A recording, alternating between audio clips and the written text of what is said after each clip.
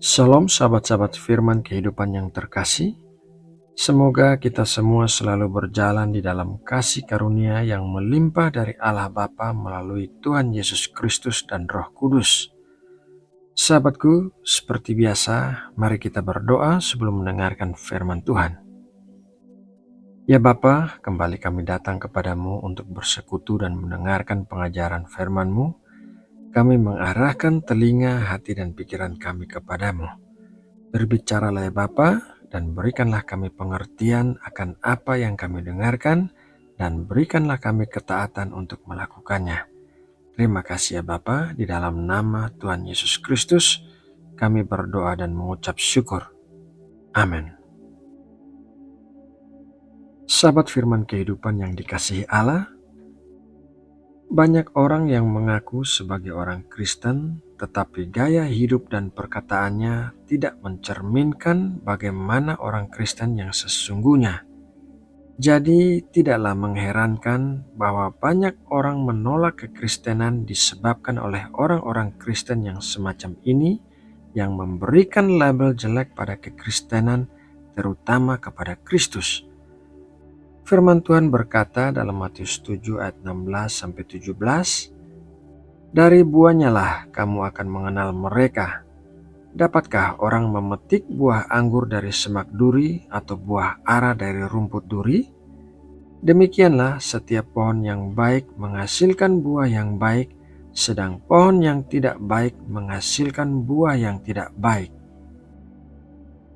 Gaya hidup dan perkataan setiap orang diibaratkan sebagai buah-buah yang berasal dari dalam hati atau roh mereka. Setiap orang pasti menunjukkan buah-buah mereka, entah itu berupa buah-buah yang baik atau buah-buah yang tidak baik.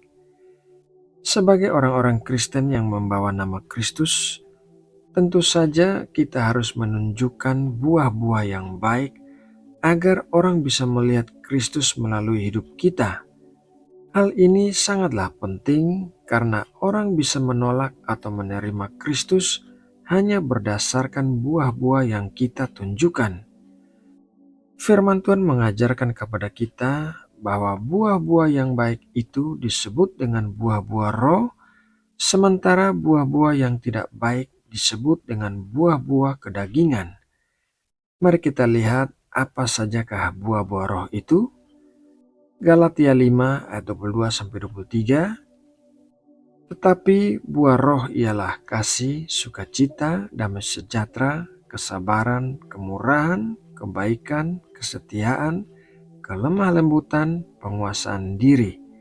Tidak ada hukum yang menentang hal-hal itu. Sementara itu, buah-buah kedagingan adalah sebagai berikut. Galatia 5 ayat 19-21. Perbuatan daging telah nyata, yaitu percabulan, kecemaran, hawa nafsu, penyembahan berhala, sihir, perseteruan, perselisihan, iri hati, amarah, kepentingan diri sendiri, percideraan, roh pemecah, kedengkian, kemabukan, pesta pora, dan sebagainya.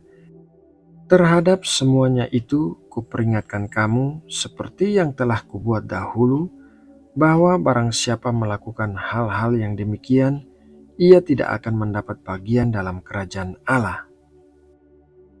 Kesembilan buah roh yang disebutkan dalam ayat Alkitab yang baru saja kita baca merupakan karakter Allah, yaitu kasih, sukacita, damai sejahtera, kesabaran, kemurahan, kebaikan, kesetiaan, kelemah lembutan, dan penguasaan diri. Jadi, agar kita bisa menunjukkan buah-buah roh tersebut kepada orang lain, maka buah-buah roh tersebut harus bertumbuh melalui hubungan kita yang melekat kepada Allah sebagai sumber kehidupan kita. Tuhan Yesus memberitahukan hal itu kepada kita dalam perkataannya di kitab Yohanes 15 ayat 4-5. "Tinggallah di dalam aku dan aku di dalam kamu. Sama seperti ranting tidak dapat berbuah dari dirinya sendiri kalau ia tidak tinggal pada pokok anggur. Demikian juga kamu tidak berbuah jikalau kamu tidak tinggal di dalam aku. Akulah pokok anggur dan kamulah ranting-rantingnya. Barang siapa tinggal di dalam aku dan aku di dalam dia, ia berbuah banyak, sebab di luar aku kamu tidak dapat berbuat apa-apa. Tuhan adalah pokok anggur dan kita adalah ranting-rantingnya. Kita tidak dapat berbuah dari diri kita sendiri, melainkan pokok anggurlah yang membuat kita bisa mengeluarkan buah. Dan seperti halnya, pertumbuhan buah membutuhkan berbagai jenis zat dan waktu untuk diproses, maka demikian juga pertumbuhan buah-buah roh kita membutuhkan berbagai jenis proses dan waktu untuk berkembang. Buah roh kasih bisa berkembang saat kita bertemu dengan orang-orang yang sulit untuk dikasihi atau orang-orang yang membenci kita. Buah roh sukacita berkembang saat kita berada dalam keadaan tertekan. Buah roh damai sejahtera dikembangkan saat berada dalam masalah. Buah roh kesabaran berkembang saat kita diperhadapkan dengan keadaan yang menimbulkan kemarahan.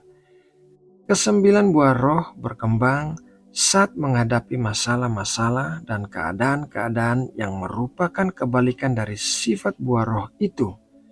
Itulah sebabnya mengapa buah-buah roh yang berkembang dalam diri setiap orang percaya berbeda-beda besarnya. Ada orang yang memiliki kasih yang luar biasa, namun tidak bisa menguasai dirinya.